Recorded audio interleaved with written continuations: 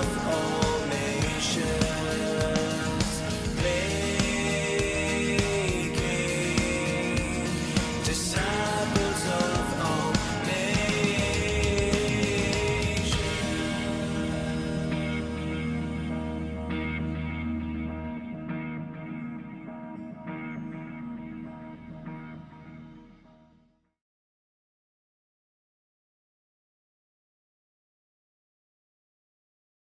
Well done, I must say.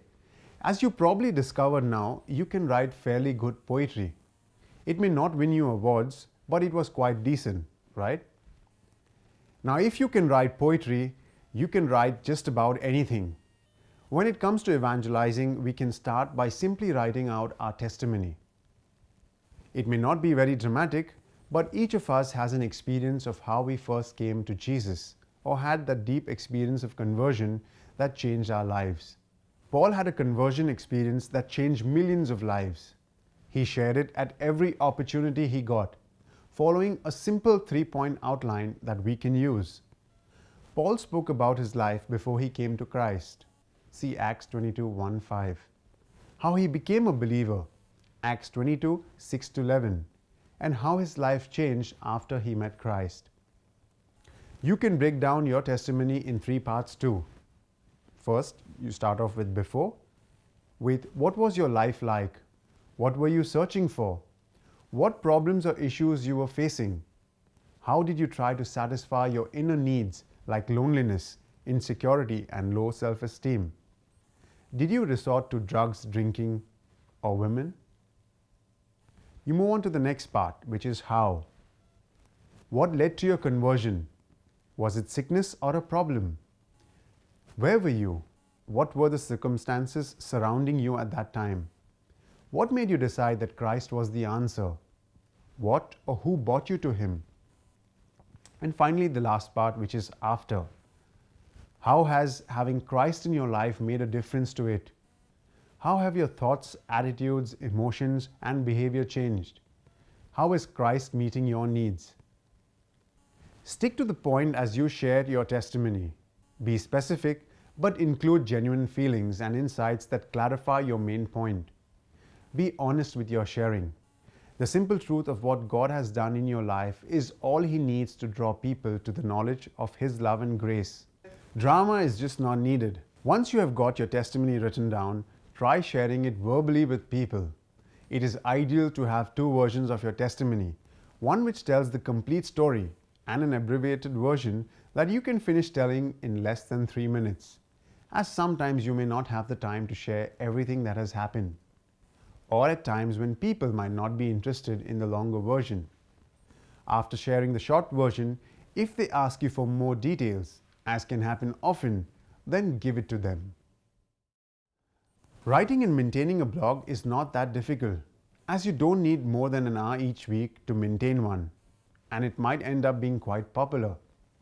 You can also write letters to the editor of a newspaper about something spiritual that was printed recently.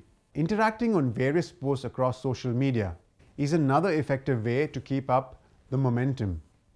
Companies use the same strategy to engage their customers, and hence we too can use the same to evangelize. Walter Savage Landor said, "Music is God's gift to man, and the only art of heaven given to earth, and the only art of earth we take to heaven."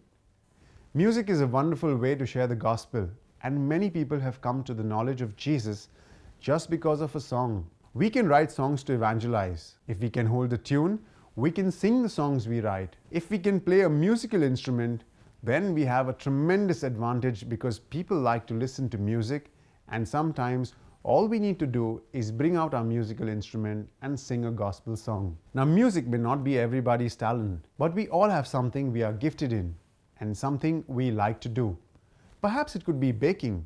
We can offer lessons in baking and speak about Jesus while the dough is in the oven. If we want to take this further, we can blog about it.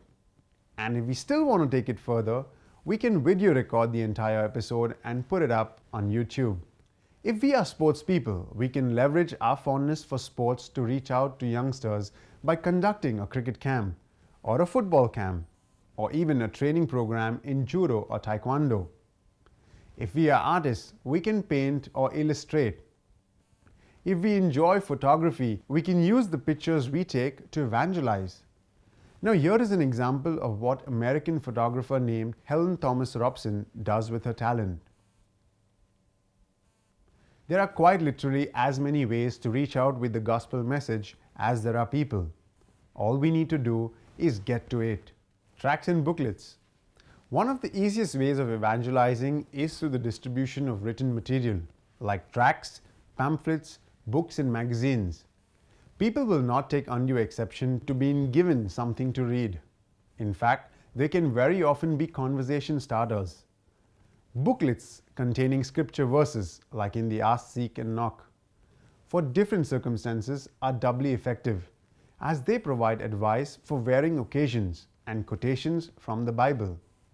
The Bible itself is a nice gift to give people.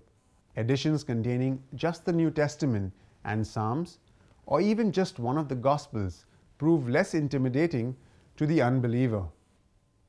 Carry a few with you wherever you go. Scribble your name and phone number or email address at the back as you hand them out. One never knows when the person is moved to read the Bible, and he or she may just want to speak to somebody about it, like the Ethiopian eunuch who met Philip on his way back home from Jerusalem. Now, that is a wonderful story on the subject that is worth telling. So here goes. Now, there was an Ethiopian eunuch, a court official of Candace, queen of the Ethiopians, in charge of her entire treasury. He had come to Jerusalem to worship and was returning home. Seated in his chariot, he was reading the prophet Isaiah. Then the Spirit said to Philip, "Go over to this chariot and join it." So Philip ran up to it and heard him reading the prophet Isaiah. He asked, "Do you understand what you are reading?" He replied, "How can I unless someone guides me?" And he invited Philip to get in and sit beside him. Now the passage of the scripture that he was reading was this: "Like a sheep he was led to the slaughter, and like a lamb silent before its shearer, so he does not open his mouth. In his humiliation, justice was denied him. Who can describe his generation? For his life is taken away from the earth." The eunuch asked Philip, "About whom, may I ask you, does the prophet say this? About himself or about someone else?" Then Philip began to speak and started with this scripture. He proclaimed the good news about Jesus. As they were going along the road, they came to some water, and the eunuch said, "Look, here is water. What is to prevent me from being baptized?" He commanded the chariot to stop, and both of them, Philip and the eunuch, went down into the water, and Philip baptized him. When they came out of the water, the Spirit of the Lord snatched Philip away. The eunuch saw him no more and went on his way rejoicing. Acts 8:27-39. So as you can see, evangelizing in today's times is not difficult. You do not have to be a preacher or a missionary on the go. You just have to use the gifts God has given you.